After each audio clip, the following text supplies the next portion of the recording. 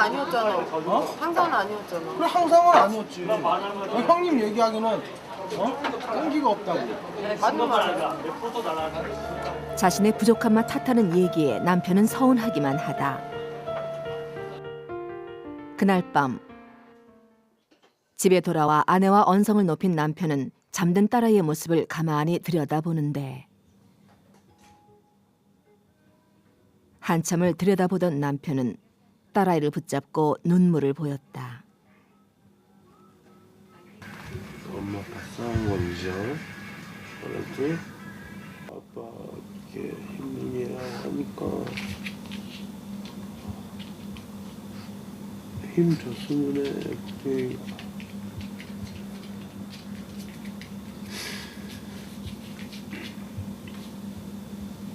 미안해 엄마랑 싸워갖고 아빠 이렇게 힘들게 하니까 힘 줬으면 해. 자는 딸아이를 보며 남편은 자신의 마음을 다독이고 있었는데 술에 취한 남편이 보기 싫은 아내는 밖에 나와 있었다. 술에 취해 가족들을 힘들게 하고 무능하고 무책임한 남편에게 지쳐버린 아내. 밥을 왜 먹어야 되는지도 모르겠고 뭐 굳이 이렇게 하면서 진짜 살아간다는 것도 너무 힘들고. 한참 동안 아내는 그렇게 서 있었고 아내의 마음도 모른 채 남편은 잠들어 버렸다. 매일같이 반복되는 부부 싸움. 또 술 처마셨냐? 싸우자는 게 술 아니라 먹고 들어갔으면 곱게 자라고. 됐냐고 그니까. 있고 있죠. 그걸로 너무 보기 싫으니까. 이들은 왜 이토록 어긋나 버린 걸까? 본격적인 상담을 통해 두 사람의 문제를 알아보기로 했다. 어려움 같은 건 없어요? 까지 휘두르면서 그런 모습 보니까 앞으로 어떻게 될지 모르겠더라고요. 그래서 살 마음이 없었어요. 그걸 보니까는 살 맛이 뚝 떨어지더라고요. 아기가 태어난 지 몇 개월 안 됐을 때 얘기를 했어요, 남편한테. 난 살기 싫으니까 아기 데리고 나간다고. 근데 또 미안하다고 계속. 예. 아버지에 대한 기억은 혹시 어때요? 술 좋아하시는 분. 아버지가? 술 없으면 못 사시는. 그러면 술 드시고 무슨 주사 같은 게 있으셨어요?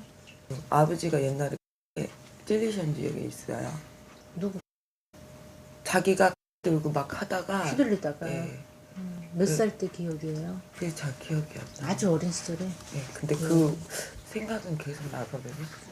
그래서 병원 가서 꼬매신 적이 있는데 그러니까 그게 계속 나면서 신랑은 그러는 게 너무 싫은 거예요. 그러네. 상담 도중 알게 된 아내의 상처. 지워버리고 싶었지만 지울 수 없을 만큼 가슴에 깊게 남아 있었다. 항상 끼니 삼아 술을 먹던 친정아버지가 어머니와 싸울 때면 혼자서 두려움을 삼켜야만 했다. 그러던 어느 날 술에 취한 아버지가 흉기를 들고 위협하자 아내는 집을 나와버렸다. 결혼 후 남편 역시 취하면 흉기를 드는 아버지와 같은 모습에 아내는 좌절할 수밖에 없었다. 술에 대한 건 어떻게 생각하는데요, 스스로? 저는 힘들 때마다 술 찾게 되고 일단 뭐 밥만 대고 뭐 그러면 이제 잠도 안 오고 그러니까 술 한잔 먹고 자고 싶구나. 어머니 돌아가시면서 술로 많이 기댔기 때문에 그게 아직까지도 좀 남아 있는 것 같아요, 가슴에. 엄마가 저기 그 투병 생활을 오래 하시다가 돌아가셨어요. 아마 진짜 통통하고 막 그랬던 분인데 살이 다 빠져가지고. 완전 해골처럼 돼갖고 벽 찍고 들어오시니까 세상에. 진짜 마음이 아프죠. 숨기지도 못하고 계속 밖으로만 그냥 술만 먹으면서 돌아다녔으니까요.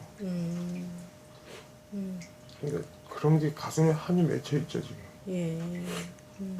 엄마 돌아가시면서도 정말 입장에서 울지도 못했어요.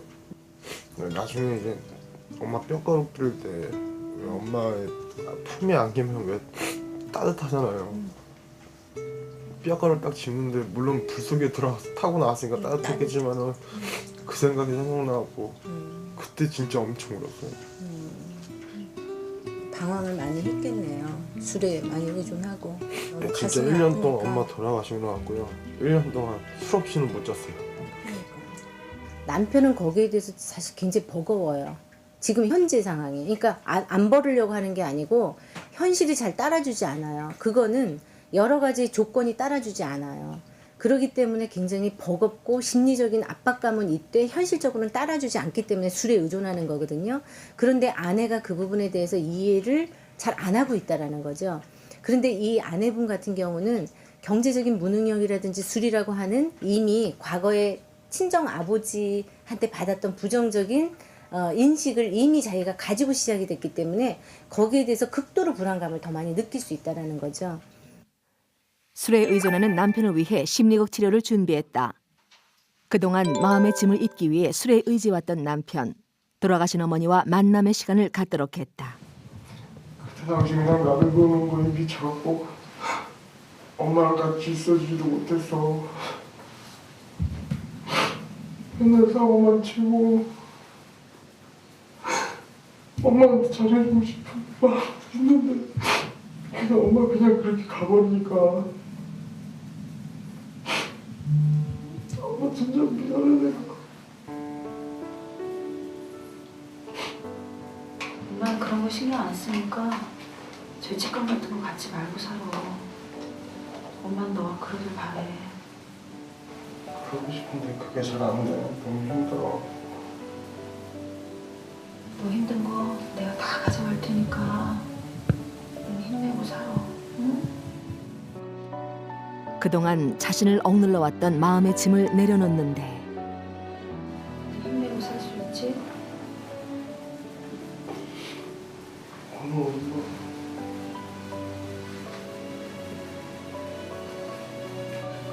마지막으로 생각하고 열심히 살게. 어머님은 또 하늘을 가셔야 되니까 그 마지막 하고 싶은 얘기를 해주세요. 잘 사는 거 보여줄 테니까 엄마 좀 편히 가고 편히 쉬고 엄마도 올라가서 행복하게 살아. 미안해 엄마. 어머니를 만나는 동안 남편은 무슨 생각을 했을까? 뭉쳐 있었던 거 답답했던 부분이 다 없어졌다 그럴까? 항상 이제 죄송한 마음으로 찾아뵙곤 했는데 지금은 이제 웃으면서 일을 할 수 있겠고 그러니까 이제 마음이 이제 일단 엄마에 대해서 이제 후련하니까요. 며칠 뒤 부부싸움을 하다가 다친 상처를 치료하기 위해 병원을 찾은 아내. 술에 취해 흉기를 들고 죽겠다고 설치는 남편의 모습에 화가 나 자해까지 하게 된 것인데 상처는 아물었지만 아내에게는 치유할 수 없는 깊은 아픔으로 남았다. 너무 화가 나요. 어느 정도 이제 화 나면은 그냥 제 스스로 알아서 컨트롤 되는데 그거 아니면 너무 이제 화가 너무 나다 보면은 안 되더라고요. 제 자제가. 평소 감정 기복이 심하고 화를 참을 수 없다는 아내를 위해 정신과 상담을 마련했다. 우울증 여부를 알아보는 검사지를 작성하고 아내의 속내를 들어보기로 했다. 죽고 싶다는 생각 많이 하시나요? 그쵸. 힘드네요. 실제로 최근에도 하신 적이 있나요? 2주? 2주죠? 네, 2주 정도. 왜요? 남편이랑 싸웠거든요. 예. 싸우고 나서 자기가 죽는다고 그러더라고요. 예. 그냥 다 필요 없다. 내가 차라리 죽을 테니까 네가 애 키워라. 그러면서 죽으려고 했죠. 그걸로 너무 보기 싫으니까. 남편이 그리고 그렇게 휘두르는 그런 적이 또 있었어요 혹시? 남편이 술 취해서?